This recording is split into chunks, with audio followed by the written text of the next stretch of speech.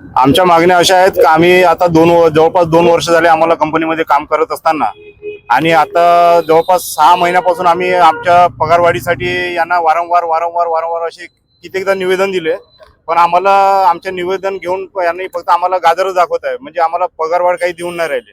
त्याच्यासाठी आज आम्ही आमच्या पगारवाढीसाठी आज आम्ही गाड्या उभ्या करण्याचा निर्धार केला आहे आणि आम्हाला पगार आमचा 26 दिवसाचा कार्यान्वित पगार देण्यात यावा आणि 4 आपचे पैसे आम्हाला कंपनी मार्फत आमच्या पगारामध्ये ऍड करून देण्यात यावे. तसेच चालकांना चालकांना जे वैद्यकीय उपचाराची सोय आहे ESIC चे कार्ड अजूनपर्यंत आम्हाला देण्यात आलेलं नाही, ते आम्हाला त्वरित बनवून देण्यात यावे व आमच्या मागील वर्षीचे जे CL PL चे जे पैसे आहेत ते अजूनपर्यंत आमच्या खात्यात जमा झाले नाही, ते त्वरित आमच्या खात्यामध्ये जमा करून देण्यात यावे. दिवाळी बोनस हा 13वा मासिक वेतन या स्वरूपात आम्हाला देण्यात यावा, पण ते आमच्याकडून 200 रुपये घेऊन आम्हाला बोनस देऊ असे म्हणून आमच्या पगारातून 200 रुपये कापत आहेत. चालकांना दर महिन्याला ओरिजिनल पे स्लिप देण्यात यावी अशी आमची मागणी आहे, पण ती आम्हाला ओरिजिनल पे स्लिप काही मिळत नाही.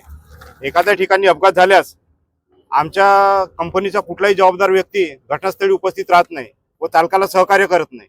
तर जर अपघात झाल्यास चालकांना म्हणजे कोणाकडे आपली हे मागायची आम्हाला प्रश्न पडला आहे. त्यामुळे त्या जबाबदारीने त्यांनी तिथं उभं राहायला पाहिजे आणि चालकाला सहकार्य केलं पाहिजे.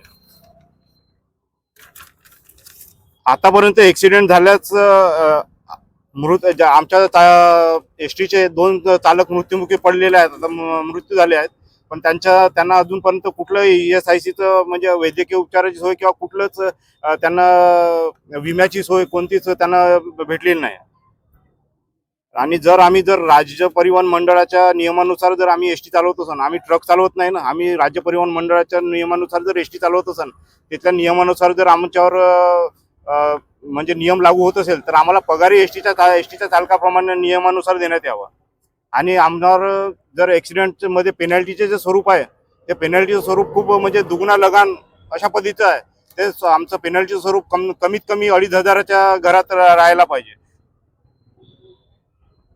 आणि जर गाडी आमची नादुरुस्त असेल तर आम्हाला तीच गाडी चालकाला म्हणजे नादुरुस्त गाडी चालकाला शेड्यूलवर पाठवण्यात येते व त्याला ती गाडी नेण्यास भाग पाडते.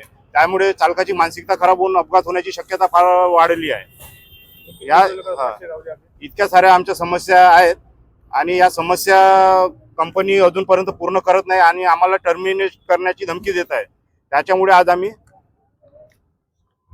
आम्ही इथे संपाकरता उभे झालेलो आहोत. 35,000 रुपये. तसेच आता आम्हाला एक GR आमच्या हाती लागला आहे. त्या GR नुसार आमचा पगार 29,750 इतका आहे आणि गुजरातला 35,000 इतका पगार देण्यात येत आहे. पण हे ठेकेदार लोक आम्हाला फक्त 19,500 रुपये देऊन राहिले आहे. म्हणजे आमच्या प्रत्येक चालकाच्या मागे 10,000 रुपयाचं हे लोक बेनिफिट करून राहिले आहे आणि अतिरिक्त चालक भरती करून राहिले. जेव्हा आमच्याकडे शेड्यूल नाही, आमच्याकडे गाड्या नाही, तरी पण अतिरिक्त चालकाची भरती करून हे लोक फक्त आपला फायदा मिळवण्यासाठी हे लोक चालकाची भरती घेत आहे. यासाठी आम्ही आज संप उभारण्यात आलेला आहे. मागण्या मान्य न झाल्यास आमच्या मागण्या पूर्ण होतपर्यंत आम्ही अशाच गाड्या उभ्या ठेवू. इथं आम्ही संपावर बसू. आम्ही एक साखळी उपोषणाचं सारखं आम्ही काहीतरी आपलं मार्ग घेऊ.